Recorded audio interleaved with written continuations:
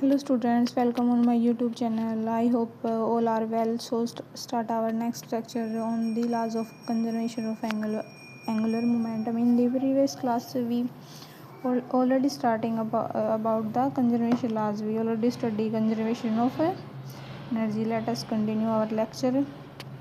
Let us see what is laws of conservation of angular momentum.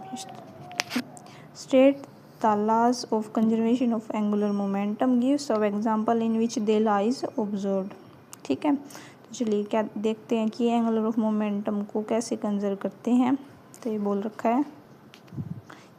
है body rotating about an axis has a rotational inertia called moment of inertia. देखिए क्या दे रखा है कि उन्होंने जब मान लीजिए कोई भी हमारी बॉडी, मान लीजिए कोई भी हमारी ये एक्स एक्सिस है, तो कोई भी हमारी बॉडी है जो इसके अराउंड घूमती है, ठीक है, तो रोटेशनल इनर्शिया, इसका जो रोटेशनल इनर्शिया होता है उसको हम बोलते हैं मोमेंट ऑफ इनर्शिया।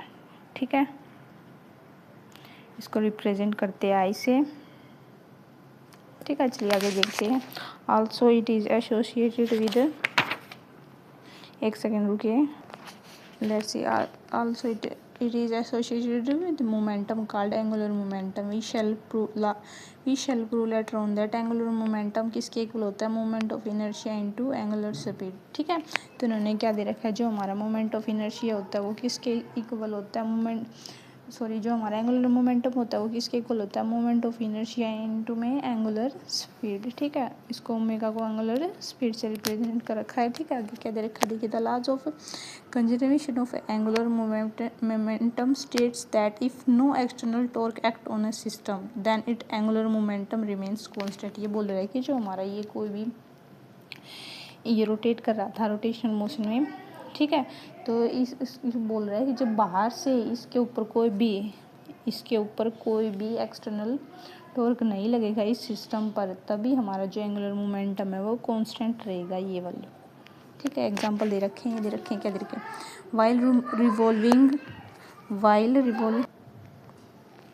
क्या दे रखा है, while revolving in its elliptical orbit when A planet approaches the sun its moment of inertia about the sun decreases। ये बोल रहा है कि देखिए ये जो हमारा सन है, ठीक है, इसके चारों तरफ हमारे जो प्लैनेट्स घूमते हैं, तो घूमते ये बोल रहा है कि जैसे जैसे ये घूमते हैं तो धीरे धीरे करके इसके सन के नज़दीक आते हैं, तो जो इसका मोमेंट ऑफ इनर्शिया है हमारा वो डिक्रीज होता रहता है। ठीक है, तो क्या दे रखा है आगे, to conserve the angular momentum it angular speed increase. ठीक है, तो जो ये मोमेंट ऑफ इनर्शिया अगर ये चीज़ हमारी डिक्रीज होगी तो क्या बोल रखा है इन्होंने, जो हमारी एंगुलर स्पीड है ये वाली चीज़ ये इंक्रीज होगी, तभी तो इसको एंगुलर मोमेंटम कन्वर्ज रहेगा, बैलेंस रहेगा। ठीक है, आगे दे रखा है क्या देखते हैं, in a tornado as the air rushes towards the center its moment of inertia decrease to conserve the angular momentum the angular speed of the air increase। इन्होंने क्या बोल रखा है, आपने वो देखा होगा बवंडर ऐसे ऐसे घूमता है ऐसे। ठीक है, जैसे मान लीजिए हमारा कोई भी बवंडर दे रखा हुआ है ऐसे घूमता है। ठीक है, तो ये बोल रहा है जैसे जैसे ये आपस में घूम रहा है ना, तो जो इनकी जो बीच की डिस्टेंस है, इनका जो मोमेंट ऑफ इनर्शिया वो डिक्रीज हो रहा है। ठीक है, अगर ये मोमेंट ऑफ इनर्शिया देखो, ये क्या था हमारा एंगुलर मोमेंटम, अगर ये चीज़ हमारी डिक्रीज हो रही है तो जो इसके साथ क्या थी एंगुलर स्पीड, तो वो चीज़ क्या होगी इंक्रीज, तभी तो हमारा मोमेंट ऑफ इनर्शिया कांस्टेंट रहेगा। ठीक है, वो डिस्टर्बेंस के लिए सॉरी वॉइस क्रीम वाला आ गया था। ठीक है, चलिए आगे स्टार्ट करते हैं। Laws of conservation of charge बोल रहा है कि चार्ज को हम कैसे कंजर्व करते हैं, चलिए देखते हैं। This law states that the total charge of an isolated remains constant. ये बोल रहा है कि हमारा मान लीजिए कोई भी हमारा आइसोलेटेड सिस्टम है, इसका जो टोटल चार्ज होगा हमारे पास, जो टोटल चार्ज होगा वो कांस्टेंट रहेगा। ठीक है, आगे क्या दे रखा है, this implies that the electric field can neither be created nor be destroyed only they can be transferred from one body to another body. ये बोल रहा है कि जो हमारी आइसोलेटेड बॉडी है इसके अंदर जो भी हमारे इलेक्ट्रिक चार्ज होगा, ठीक है, वो क्या होगा ना, ही तो वो कम होगा, मतलब क्रिएट होगा, बनेगा नहीं, वो ख़त्म होगा। वो क्या रहेगा, वन फॉर्म से अनदर फॉर्म में चेंज होता रहेगा। जैसे हमारी कंजर्वेशन के लाज यही होती है, हमारी एनर्जी में भी यही था ना कि वन फॉर्म से अनदर फॉर्म में चेंज होती रहती थी। उसी प्रकार यही है law of conservation of charge. Example दे रखी है इसके, चलिए देखते हैं। When a glass rod is rubbed with a silk cloth both develop charges. ये बोल रहा है कि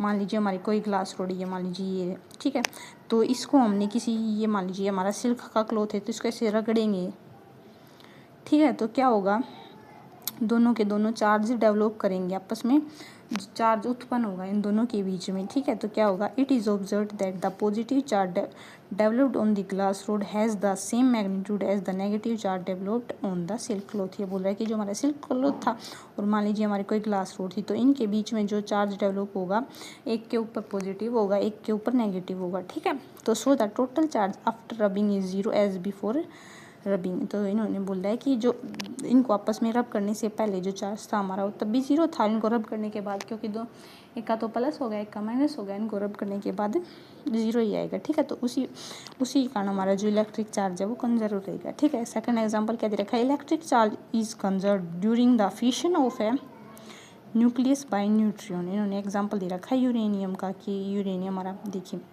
एटॉमिक नंबर यूरेनियम का होता है 92, ठीक है। ये होता है एटॉमिक मास 235। इन्होंने ये कौन सी प्रोसेस दे रखी है, फिजन प्रोसेस, मतलब जो हमारा एक बड़ा सा मॉलिक्यूल था और वो छोटे छोटे मॉलिक्यूल्स उस एटम्स में टूट गया, ठीक है। तो ये देखिए यूरेनियम किस किस में चेंज हो गया, Ba में और क्रिप्टॉन में, ठीक है। यहाँ से एनर्जी निकली, ठीक है। तो total charge before the fission इन्होंने क्या दिया, कितना था 92, ठीक है। टोटल चार्ज आफ्टर फिशन भी कितना रहा, देखिए यहाँ कितना था 56 + 36 3 × 0, ठीक है। तो कितना रहा, सेम 92, ठीक है। तो ऐसे ही कंजर्व रहेगा। आगे देखिए क्या दे रखा है, relation between conservation laws and symmetries of, okay student should we start again, ठीक है, सॉरी फॉर इनकन्वीनियंट, ठीक है। Let us see conservation laws are, क्या है ये, how are the conservation laws related to the symmetries of nature. ये बोल रहा है कि जो हमारी कंजर्वेशन लॉज है वो किस तरह रिलेट करते हैं सिमेट्री ऑफ नेचर से। चलिए देखते हैं। ये बोल रहा है कि कंजर्वेशन लॉज क्लोजली रिलेटेड होती हैं सिमेट्री ऑफ नेचर से। कैसे होते हैं, the symmetries of space time and other type of symmetries have played an important role in developing the modern theories of fundamental forces. ये बोल रहा है कि जो हमारी सिमेट्री ऑफ स्पेस होती है, टाइम होती है, और अदर टाइप की जो भी हमारी सिमेट्रीज होती हैं वो बहुत इंपॉर्टेंट रोल प्ले करती हैं किसमें, जो हमारी मॉडर्न थ्योरीज हैं उसमें, ठीक है। जो हम आगे आगे नए एक्सपेरिमेंट्स करती हैं, क्या दे रखा है, देखो if you perform an experiment at a certain place today. ये बोल रहा है कि अगर हम किसी टाइम पर, मान लीजिए आज के दिन हम किसी टाइम पर एक जगह कोई एक्सपेरिमेंट परफॉर्म करते हैं, repeat the same experiment after 1 year at the same place, और उसी एक्सपेरिमेंट को उसी जगह पर 1 साल बाद करते हैं, तो we obtain exactly the same result. हमें बिल्कुल वैसे ही रिजल्ट मिलेंगे जैसे हमें आज मिले थे, और 1 साल बाद भी वैसे सेम ही मिलेंगे। This symmetry of nature with respect to translation or displacement of time is called homogeneity of time. ये बोल रहा है कि इसी सिमेट्री को हम बोलते हैं, ये किसके विद रिस्पेक्ट होती है, ट्रांसलेशन एंड डिस्प्लेसमेंट, ठीक है।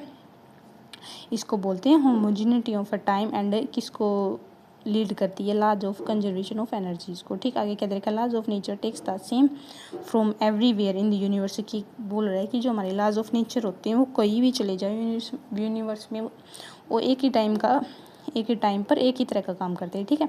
There is no preferred location in the universe. इसकी कोई प्रेफर मतलब फिक्स लोकेशन नहीं है। This symmetry of laws of nature with respect to translation in space is called homogeneity of space, ठीक है। वो टाइम के साथ ही, ये किसके साथ है, किसी जगह पर, ठीक है।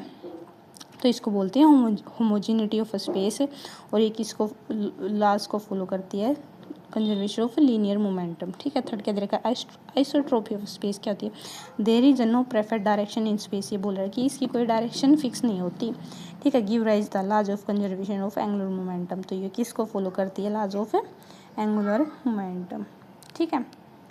आगे क्या दे रखा है, very short answer conceptual problems दे रखी हैं। चलिए देखते हैं क्या दे रखे हैं। Why do we call physics an exact science. ये बोल रहा है कि हम फिजिक्स को ये एग्जैक्ट साइंस क्यों कहते हैं, ठीक है।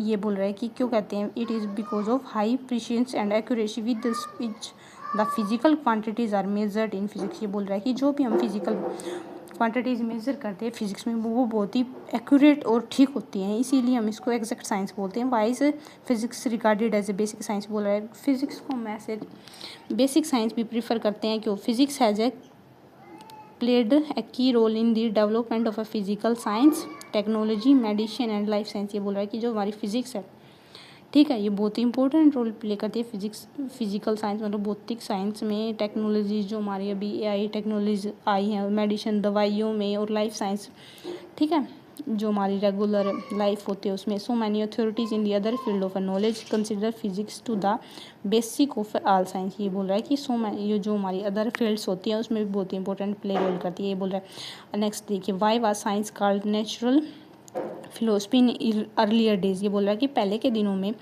साइंस को हम नेचुरल फिलोसफी क्यों कहते थे, तो चलिए क्यों कहते थे। This is because in the early days scientific knowledge was gained from the direct study of a natural phenomena without any experiments. ये बोल रहा है कि पहले के टाइम में कोई एक्सपेरिमेंट नहीं होता था, बिल्कुल वो डायरेक्ट स्टडी मतलब पढ़ते के टाइम जो हम स्टडी करते थे उससे ही हमें उसकी नॉलेज हो जाती थी, इसीलिए इसको नेचुरल फिलोसफी बोलते थे।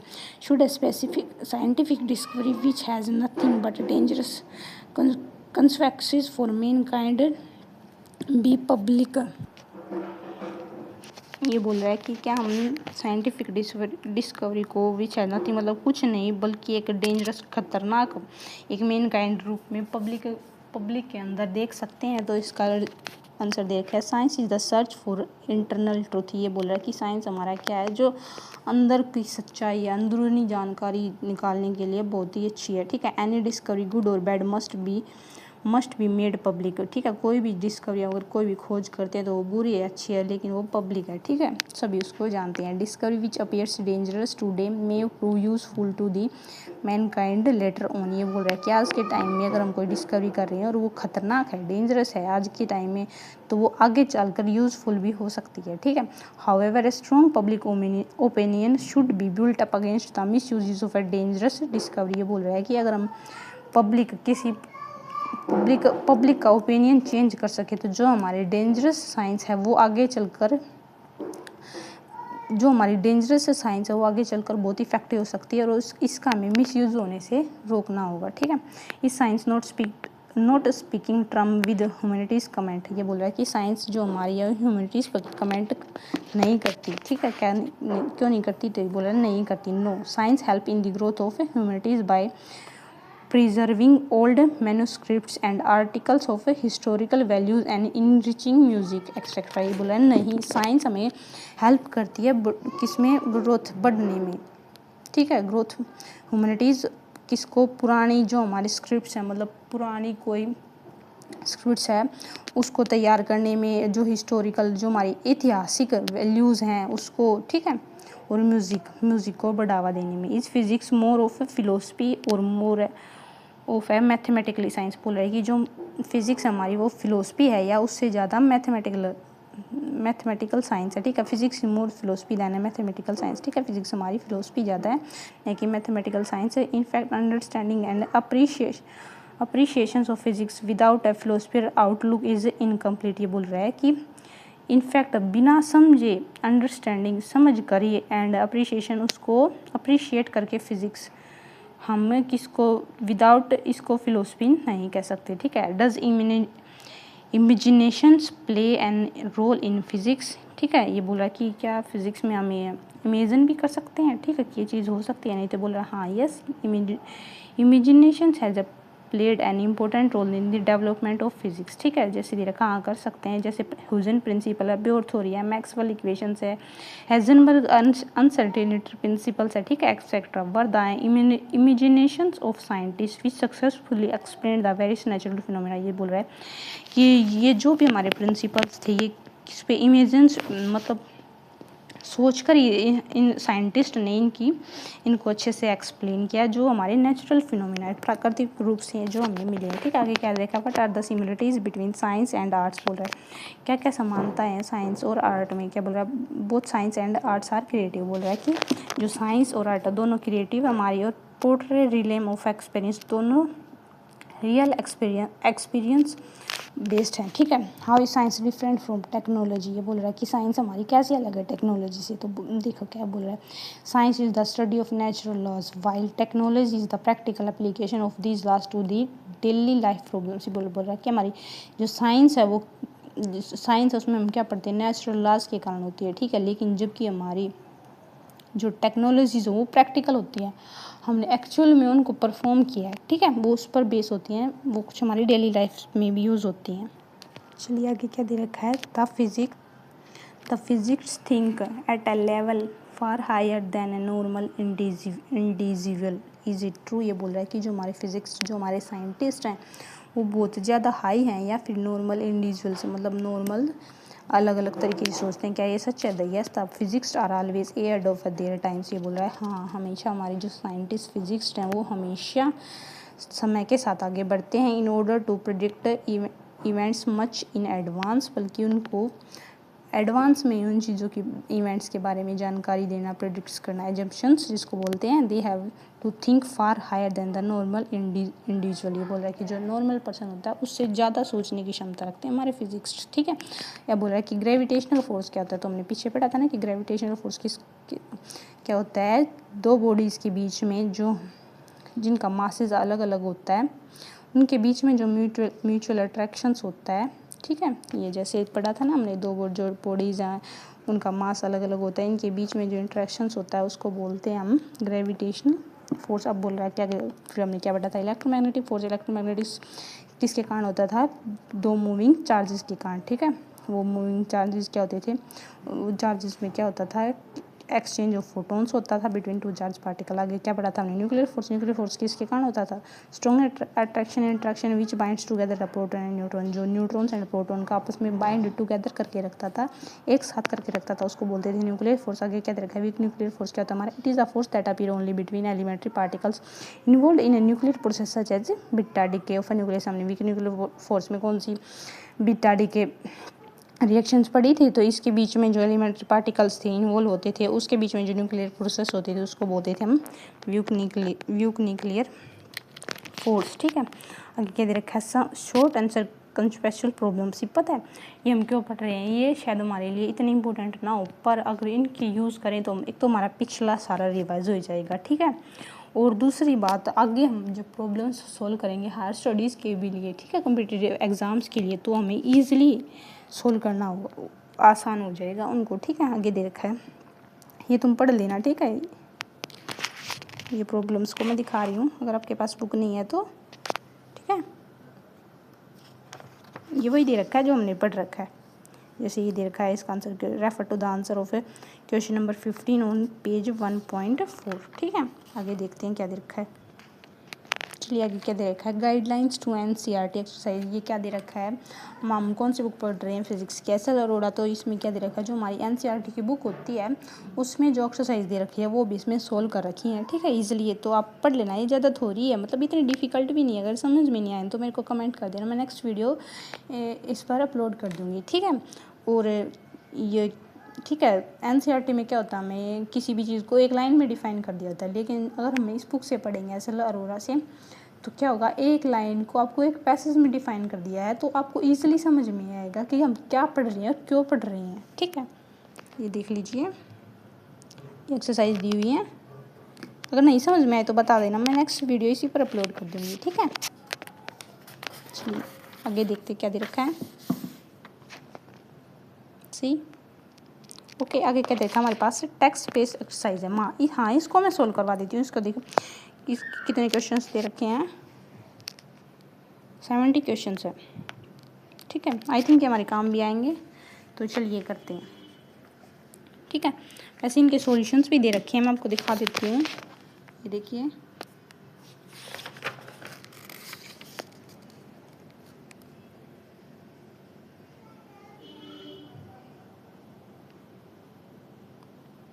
ठीक है। और फिर कुछ आगे ये शॉर्ट आंसर टाइप क्वेश्चंस दे रखे हैं, हमारे 2 और 3 मार्क्स के आते हैं मोस्टली। क्या क्या दे रखे हैं ये देखिए। ठीक है।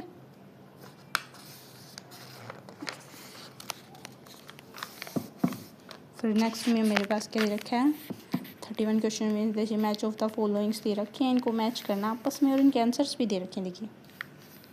ठीक है, अगर कोई भी क्वेश्चन नहीं समझ में आए तो please direct comment, don't hesitate. ठीक है, ठीक है, आज के लिए इतना ही। अगर वीडियो पसंद आई तो लाइक शेयर कमेंट ज़रूर करें।